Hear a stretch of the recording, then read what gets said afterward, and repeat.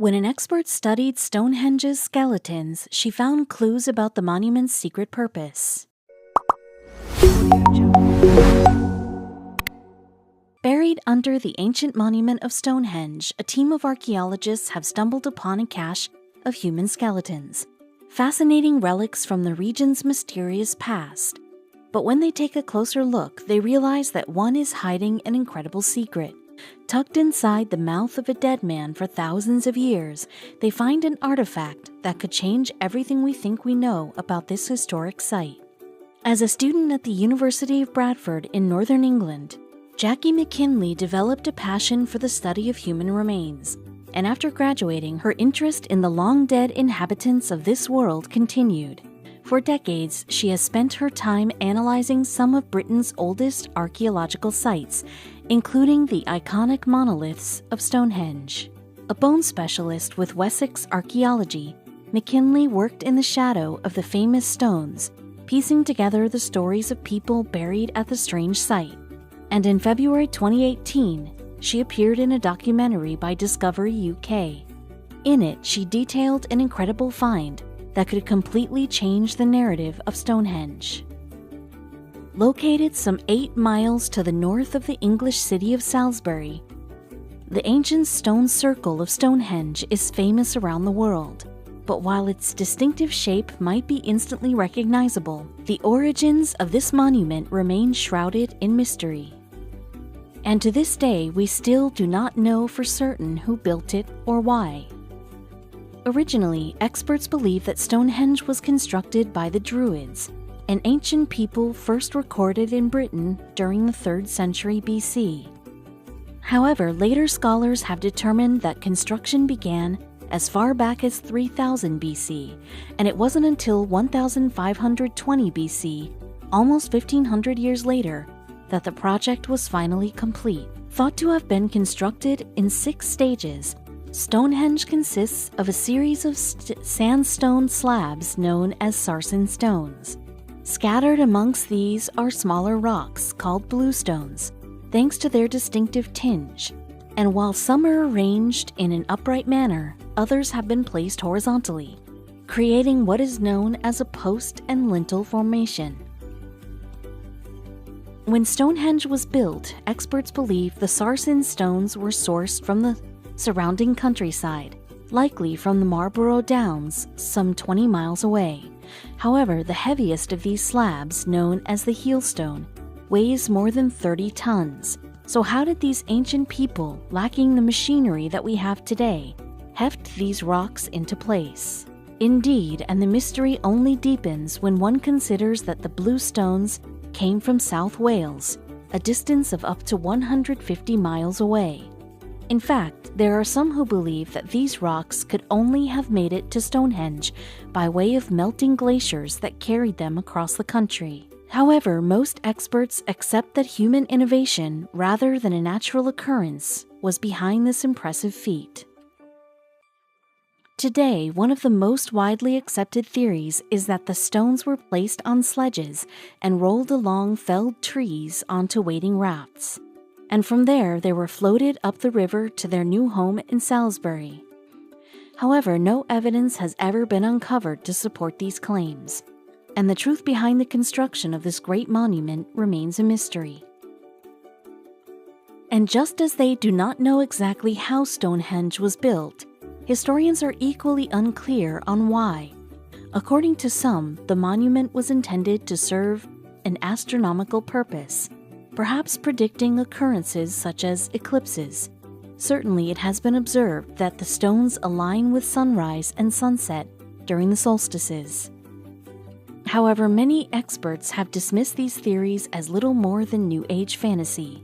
More recently, some archaeologists have proposed that Stonehenge may once have marked the point where 2 different territories intersected, serving as a gathering place.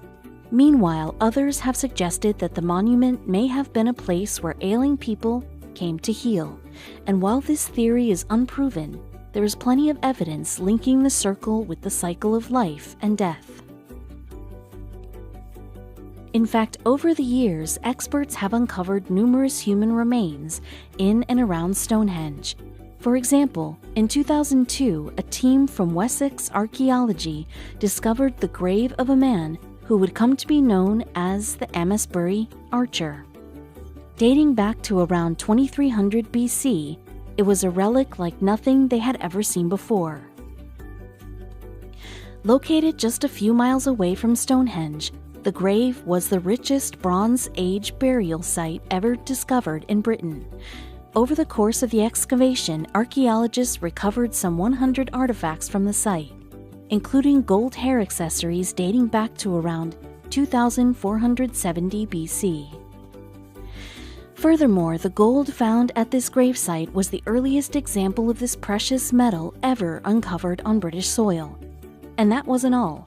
Buried alongside the male skeleton, archaeologists discovered a number of copper utensils and a collection of ancient ceramic pots. Additionally, there were arrowheads and wrist guards, suggesting that the man had been an archer in life. On closer investigation, researchers were able to learn even more about the life of the Amisbury Archer. Most interestingly, perhaps, was that he was not a local to Stonehenge. According to studies of his tooth enamel, he had spent his childhood in the Alps in Europe before making his way to Britain. For some reason, the Amisbury Archer had traveled hundreds of miles to arrive at Stonehenge during the time the Great Monument was being built. But why? Because of the artifacts found in his grave, experts believe that he was a metalworker, perhaps one of the first in Britain to craft with gold. So might he have had a hand in the construction of Stonehenge itself? Whether the Amisbury Archer was involved in the building of Stonehenge or simply drawn to the attraction of the new circle, we may never know. However, the discovery of his rich grave shed a new light on one of the least understood monuments in Britain. And this Bronze Age metalworker was far from the only person laid to rest in and around these strange megaliths. In fact, since the 1920s, archaeologists have been recovering cremated human remains from Stonehenge and the surrounding area. For instance, the remains of 56 people were found in pits lining the inner circumference of Stonehenge itself, and while these relics were initially dismissed as unimportant, modern researchers have since returned to examine them. Then, in 2018, archaeologists published a study of the remains of 25 men, women, and children originally buried at Stonehenge. Dating to around 3000 BC, they would also have been interred at the monument around the time of its creation, and like the Amisbury Archer, some of them had traveled far to get there. Using a technique known as strontium isotope analysis, the researchers determined that while 15 sets of remains belonged to local people, 10 did not. In fact, it's believed they came from Western Britain, potentially the same place as the source of the bluestones in Wales. Moreover, archaeologists discovered that some of the remains have been stored in special bags, suggesting that they had died somewhere before being brought to Stonehenge. But who would carry them for more than 100 miles across the British countryside? And why? For the moment, that mystery remains unsolved. As well as cremated remains, there has been a scattering of more complete skeletons recovered from in and around Stonehenge. In fact, one was unearthed as far back as 1923, although it was long believed to have been lost during the Blitz of World War II. However, in 1999, the historic remains were rediscovered, languishing in London's Natural History Museum.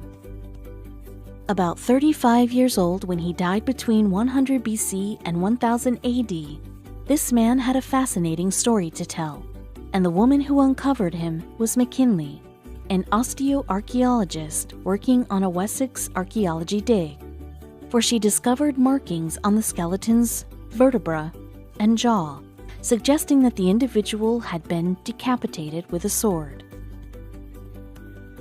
Now, this story of a violent execution represents a new twist in the tale of Stonehenge, but it would not be the last that McKinley would uncover. Almost 2 decades later, in 2018, the expert appeared in a documentary produced by Discovery UK, the British arm of the Discovery Channel, and in it, she discussed a skeleton discovered close to that of the Amisbury Archer. According to McKinley, experts know there are as many as 400 burials in the area immediately surrounding Stonehenge, and by studying the human remains, she believes we can learn more about them and why these people came here.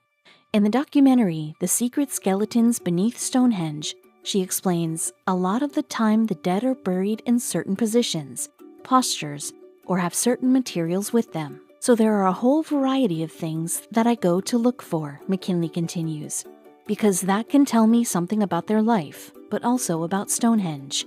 In fact, the osteoarchaeologist has long been suspicious of the theory that the site was only used for a few days every year, and now she believes that she has the evidence to support her claim. In the documentary, McKinley focuses on her findings from one set of remains buried beneath Stonehenge.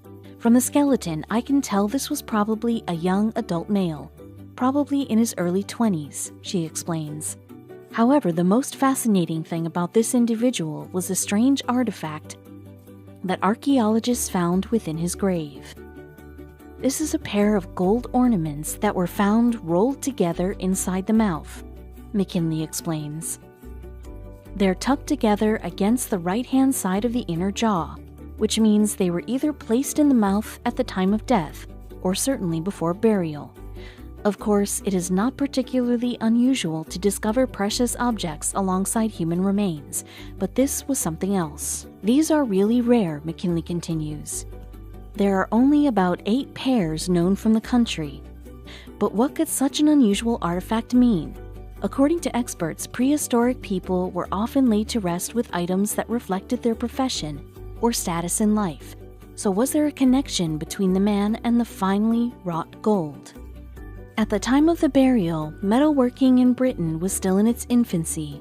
However, the items recovered from the skeleton at Stonehenge are of a remarkably high quality, and according to McKinley, it would have taken a great level of skill to forge them, perhaps marking this individual out as a craftsman of unusual talents.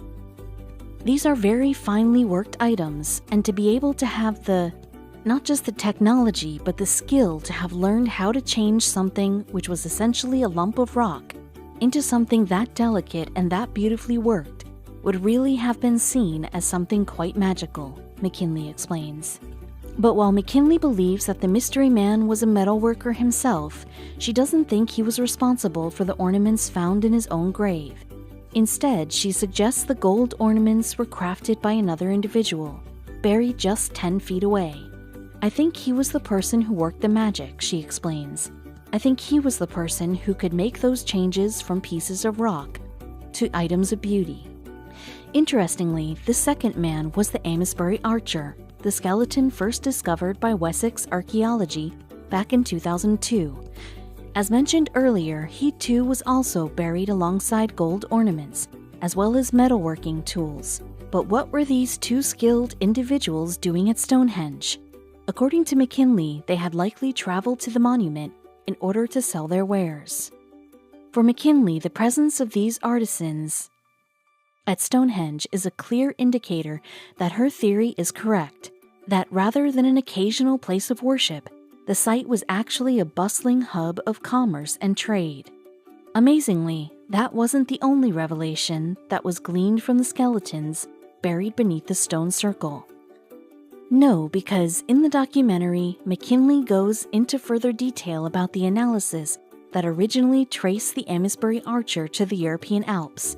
Now they have apparently narrowed that down to a region in what is now Germany, a distance of some 700 miles. And when she ran the same tests on the younger individual, she found equally surprising results. This time, the analysis showed that the man had been born in the area around Stonehenge. However, it also revealed that he had spent his teenage years living in Central Europe, suggesting multiple long-distance journeys. According to McKinley, it's a startling revelation that sheds a new light on life in prehistoric Britain. The fact that we've been able to demonstrate that people might have moved several times in their lifetime between quite long distances is fascinating, McKinley explains. What you've got is a connection between people over a large geographic area, and whether they kept that connection because of trade, or because of family, or probably a combination of the two, that is just so modern in many ways. In the documentary, the narrator highlights the significance of McKinley's findings. This discovery rewrites our understanding of the natural world, he says. 4,000 years ago, these two men traveled vast distances over land and sea. They were part of a complex web of connections, perhaps with the marketplace of Stonehenge at its core. Remarkably, this isn't the only evidence that Stonehenge was frequented by a surprisingly well-traveled demographic. In fact, the documentary reveals a number of fascinating artifacts uncovered from graves in the region. In one, archaeologists discovered a necklace made from Danish amber, while another yielded an axe head of Italian jade. Elsewhere, the team uncovered a dagger crafted from a mixture of Welsh copper, Cornish tin, and Scandinavian whalebone. Today, researchers are still striving to understand the many mysteries of Stonehenge and to learn more about who built it and why. And while the work of people like McKinley is helping to unravel the monument's past, many questions remain. In fact, we may never know the whole story of how these strange monoliths came to be.